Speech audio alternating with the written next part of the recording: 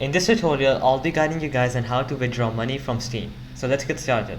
So let's say you have some cash on your Steam account and you want to withdraw it. There isn't a method to withdraw the money, but then you can send a gift to your friend and say them to pay you real money in cash. So that's one way to withdraw money.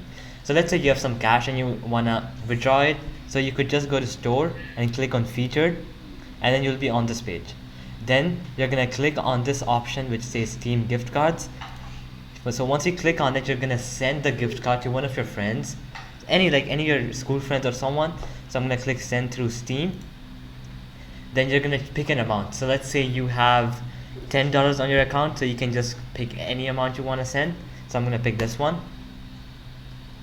And then you're gonna enter information about your friend. So you're gonna give the friend's name, and you're gonna, so I'm gonna write any name.